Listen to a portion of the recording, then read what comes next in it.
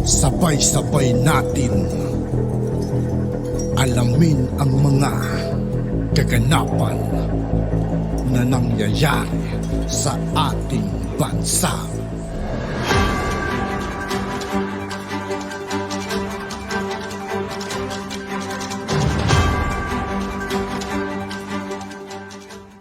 Yo, what's up mga kaibigan? This is I2K po again. Ngayon, nandito naman ulit tayo sa channel ni Banat Kabayan TV. Dito naman ulit tayo magbibigay ng komento at reaksyon. Kaya samahan niyo ako guys. Let's go!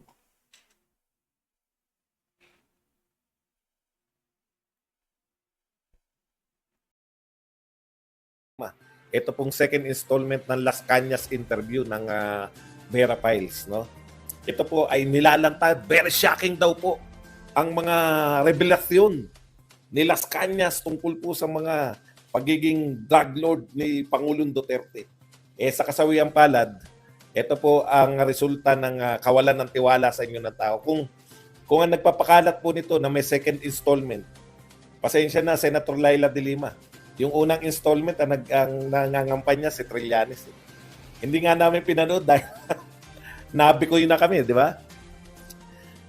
Loko-loko ka na lang kung maniniwala ka pa sa ikalawang pagkakataon, ikatlong pagkakataon, ikaapat na pagkakataon. Yung mga sinasabi po ninyo na interview ni ganun, nagawa na po yan sa Bikoy. Kaya wala na pong talabyan. Sana, kung iba sana yung mga nag-endorse, kung kayo pa rin ni Trillanes, wala po naniniwala na sa inyo. No? Your 5 minute of fame is up, di ba? Tama naman yung paglaya niya, putya. Sikat na sikat siya. Tapos na po yun, Madam de Lima. Tapos na po yung panahon na kada salita nyo. Dapat kasi, namili kayo ng mga habang may nakikinig pa sa inyo, habang pinagkakaguluhan pa kayo ng habang pinagkakaguluhan pa kayo ng media nung panahon, no? Kaso, ngayon kayo nagsasalita, wala na nakikinig, nagsawa na rin yung media na i-cover kayo kasi paulit-ulit lang ang sinasabi nyo eh. Wala namang interesado na nagpakulong sa inyo si Duterte. Etc. etc. Okay. Tapos ngayon, magsasabi kayo na ang drug lord na. Drug lord of all drug lords. Lord of all drug lords pala. No? Ang pattern po ng mga BBM supporter, hindi po nila may pagmalaki yung achievement ni BBM nang hindi binibira si PRRD. Bakit kaya? Natatandaan ko, pinagmamalaki lang natin. Di nga natin may pagmalaki lahat dahil hindi natin alam. Basta nila sulputan, meron palang inauguration. Tignan niyo po ang pagkakaiba noon, ha? Kabi-kabila, linggo-linggo may inauguration, merong airport na pinagawa, merong fish port. Ano ba tawag doon sa port sa mga barko? O yun, mga port. Meron pong mga tulay na malalaki, meron pong highway. Nagugulat po tayo eh. Hindi po na pinagmamalaki ni Pangulong Duterte, bigla na lang natin nakikita sa Talk to the People na ina-inaugurate niya na, di ba? May basbasa na naganap, tapos na pala. Yun po yung hindi po panay forma. Ngayon po, nauna po lahat ng pangako. Alam na alam po natin yung mga pangako, no?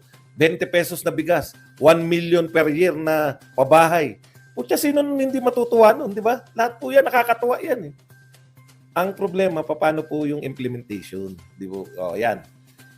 Kaya nga po, ito, yung sinasabi nila na continuation ng war on drugs, okay naman eh. Nag-war on drugs si Pangulong Duterte, wala namang problema eh. Okay, ito po ang sinabi, January 4, 2024, government confiscates 10.41 billion worth of illegal drugs, clears more than 27,000 barangays of drug menace under PBBM's anti-drug campaign. Ayaw tawagin na war on drugs, no? Okay. Hindi po ba nakakatuwa yan na meron pong continuation ng war on drugs? Ako po natutuwa eh. Di ba? Kaya lang, pag present po yan ng mga supporter ni pag present po yan ng mga supporter ni PBBM, ganito po. Wala man lang ako, ito galing to kay anak ng pating. Pati po yung pattern, di ba? Hindi na sila mga tao ngayon, anak na lang sila ng pating. Yung isa, Marcos Makapili. Yung isa, kung ano-anong pangalan na lang. Okay, sabi ni anak ni pating, wala man lang ako nabalitaan na nanlaban at namatay. Pwede pala. Kita nyo? Alam nyo, yun yung nakakainis no? Sa aming mga Duterte. Bigla nyo sasabihin ngayon, wala man lang kaming nabalitaan na ng laban at namatay. Pwede pala. So, ano na naman patama yan? Si Duterte, nag-conduct ng war on drugs pero ang daming namamatay. No? Alam po ninyo, ito ang pinakamali ng mga supporter ni Pangulong Marcos. Wag niyo pong babanatan si Pangulong Duterte sa kanyang mga proyekto kasi diyan siya minahal ng mga mamamayang Pilipino. Di ba? Alam po ninyo, ang war on drugs ni Pangulong Duterte, ramdam ng lahat. Kasi po, totohanan. Ano yung ibig ko sabihin ng totohanan? Bakit po totohanan? Hanggang barangay level po. Ang mga barangay captain. Kasi nakainuman akong isang barangay captain. Talagang hirap daw sila dahil sila yung naka-front eh. Ang tinatanong, Kap, totoo ba nakakilala? Siyempre naman. Di ba? Kaya po effective kasi hanggang barangay. Sa totoo lang po, yung lahat ng barangay, lahat ng pumapasok sa barangay nila, kilala nila. Pag may bagong nangungupahan dyan, kilala po nila yan. Inaalam po nila. Yun po ang utos sa kanila. Talagang alamin ninyo kasi kayo masisisi sa war on drugs. So every barangay po yun. Nag-participate. Ngayon po itong pinagmamalaki nyo, siguro may operation, di ba? May operation na ganyan o walang laban. Kaya po matindi nun eh. Buong Pilipinas, lahat kahit sa kaliblib-libliban na barangay, kumilos po lahat ng mga barangay captain. Kaya po, anong tawag doon? Kaya po effective siya kasi every barangay. Ngayon, yung sinasabi nyo na biktima lahat. Alam niyo po ba kung ilang operasyon? 100,000 mahigit. Just imagine kung totoo yung sinasabi na bawat operasyon may namamatay. Di at least sana may 100,000 na patay. Kung bawat operasyon may isa lang na namamatay. Hindi po ganun ang sitwasyon. 5 to 6,000 lang yung namatay. Maaring marami pa. Tama yun na majority po nun ng laban. Tapos yung iba, syempre, talagang totoong biktima. Kaya nga magsampay ng kaso. Di ba ganun? Kung biktima ka, magsampa ka ng kaso. Hindi eh. Ginagawa niyong politika lahat eh. Okay. Yan po, no? Sa totoo lang, ang isa pa pong nakakalimutan nating ipagpasalamat kay Pangulong Duterte hinggil sa war on drugs. Nakapagpahinga po tayo ng 6 na taon. Ano po ibig sabihin? Naputol po yung chain eh. Kay Pangulong Pinoy, tuloy-tuloy po yun. Tuloy-tuloy po, may mga bagong adik, may tumatanda ng adik, etc. etc. Okay.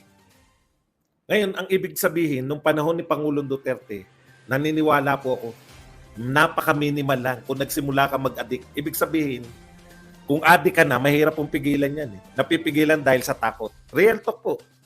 Sabi nyo nga, di ba?